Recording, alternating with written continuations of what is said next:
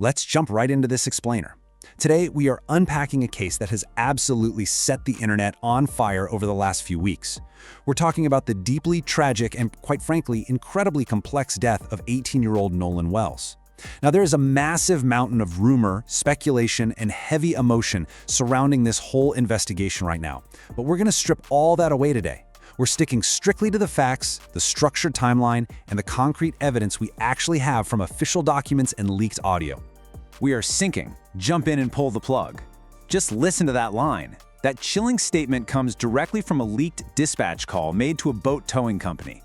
This is the exact moment a completely standard holiday weekend morphed into an absolute nightmare. It really sets the high stakes for us today, because what you can hear happening in the background of this specific phone call, it's ignited an absolute firestorm of questions. Act 1. Vanishing on Horn Island. Let's dive right in. To really make sense of all this chaos, we've got to ground ourselves in the undisputed facts of that July 4th weekend, way before the internet theories took over, right? So, July 4th. Nolan Wells and a group of friends take a boat out to Horn Island. It's a remote barrier island, roughly 10 miles off the Mississippi coast. Fast forward to the next day, July 5th, an extensive, multi-agency search kicks off, including the Coast Guard, when Nolan is officially reported missing. Then, tragically, on the morning of July 6th, a National Park Service ranger discovers Nolan's body on the northwest end of the island. He was found wearing only blue swim trunks in an area that the United Cajun Navy specifically noted is infamous for some extremely strong rip currents. Now, right as that search was kicking into high gear on July 5th, the Mississippi Department of Marine Resources sent out an internal email that handed us our very first critical clues. This official document flagged Nolan's alcohol intake as heavy. It also noted witness claims that Nolan willingly chose to stay behind on the island with an unknown female when the rest of his friends took off. We now know that female was Katie McCormick, though her family later clarified they only interacted very briefly. But regardless of how long they spoke, this alleged decision to stay behind, that's the very first major puzzle piece we have to look at. Moving on to Act 2, the frantic 911 call. And here is where things radically shift. This is the catalyst for the absolute explosion of public interest. This case went from a tragic missing persons investigation to a potential crime scene, the second an emergency call to CTOW leaked online. The boat's driver, Wyatt Pyron, gave the dispatcher these exact details. They were out in a 22-foot Triton offshore boat. 7 passengers on board, and here's a crucial detail: 0 adults. Every single person was under 21. They reported sitting in about 17 to 31 feet of water off the west tip of Horn Island. The emergency? A failing bilge pump. The boat was taking on water and actively sinking. But honestly, it's not the specs that shock the internet. It's the audio playing out in the background. Right behind Wyatt talking to the dispatcher, there is just absolute chaos unfolding. You can clearly hear these incredibly panicked, aggressive male voices shouting at each other. At one point, cutting right through the commotion, someone violently yells, "Wake the fuck up," or possibly "Shut the fuck up." Either way, it paints a terrifying picture of pure distress happening on that 22-foot boat. And piercing right through all that aggressive shouting is the horrifying, blood-curdling scream of a female passenger yelling, "Oh my God." People analyzing this leaked audio argue pretty heavily that this doesn't just sound like a reaction to a boat taking on water. It sounds like a visceral reaction to something gruesome happening right in front of their eyes. But the absolute linchpin of this audio, the exact phrase that caused the internet to zero in on one specific person, is someone yelling, "Damn it, Bart." That single call-out immediately shifted a massive spotlight onto Nolan's former high school football teammate, Bart Edmiston Jr., a 21-year-old collegiate punter who is allegedly right there on the boat.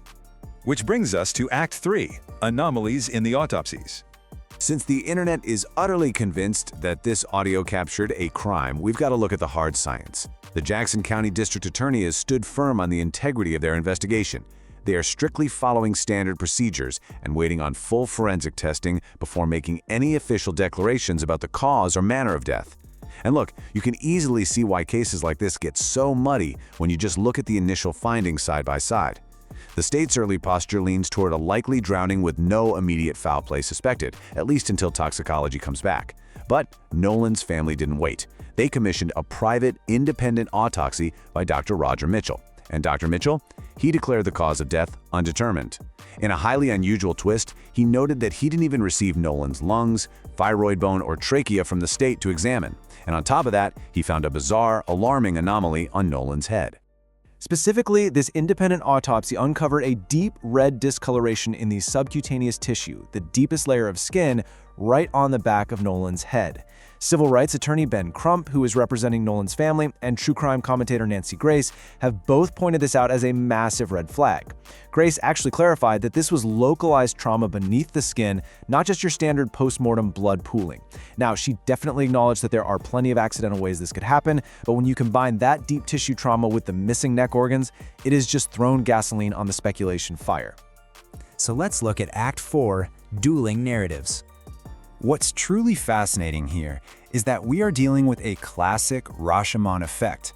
We've got the exact same timeline, the exact same audio, the exact same island, but two totally conflicting realities of what went down. Let's impartially break down the internet's allegations first. Online sleuths are heavily suspecting a strangulation cover-up. They point straight to the state withholding that thyroid bone and trachea during the second autopsy as clear proof of foul play. They also zero in on Bart Edmiston's aggressive tone on the tape as evidence of a physical altercation. And hey, note that last point, because this perfectly illustrates exactly how investigators trace 18-year-olds in modern investigations. Police don't just take a bunch of teenagers at their word anymore, right? To confirm movements, they actively pull the vessel's digital GPS data. They secure physical IDs, like Bart's driver's license and the boat's registration. They build an undeniable, exact digital and physical footprint of who was on that water and exactly where they went. That is modern tracking in action. But you absolutely have to contrast the internet's theories with the defense coming from Nolan's friends. Warren Hudson, who identifies himself as Nolan's best friend, gave an interview where he completely flat-out denied the murder rumors. He says they were in the middle of a genuine, terrifying life-or-death emergency. The bilge pump died and water was flooding the back hatch right up to the batteries. He insists there was zero intentional abandonment. According to him, Nolan willingly decided to stay on the beach with Katie, and the rest of them had to speed off to save this sinking multi-thousand-dollar boat. Here's the thing though. There is a glaring logical gap here that has completely baffled everyone, from random internet commenters all the way to Nolan's own parents. Christine and Elmore Wansley are struggling to wrap their heads around this exact question. How on earth do you speed off with 7 people in a boat full of water, yet actively choose to leave one of your friends behind on an island? Elmore Wansley actually pointed out that he always taught his son to stay with the group, which makes Nolan's alleged choice to just chill on the beach completely out of character. Finally, Act 5, a mystery still unsolved. We really need to zoom out for a second and remember that this is a highly active, ongoing investigation. As of right now, the Jackson County Sheriff's Office is sticking to the book. No foul play has been officially declared, and absolutely zero arrests have been made. But the public pressure bearing down on these authorities is just immense, and it's growing by the hour. Former Mississippi Judge Carlos Moore put it bluntly, saying we need some arrests this week. Because the reality is, the longer that official autopsy takes to come out, the more internet speculation rushes in to fill the void. We are definitely going to keep following the facts as they are officially released. But for now, I want to leave you with this final provocative thought to chew on based on the evidence we just walked through. Does that leaked CTOW audio actually capture the chaotic panic of a tragic boating emergency? Or is it the sound of a covered-up crime? Thanks so much for hanging out with me on this explainer, and as always, keep asking the tough questions.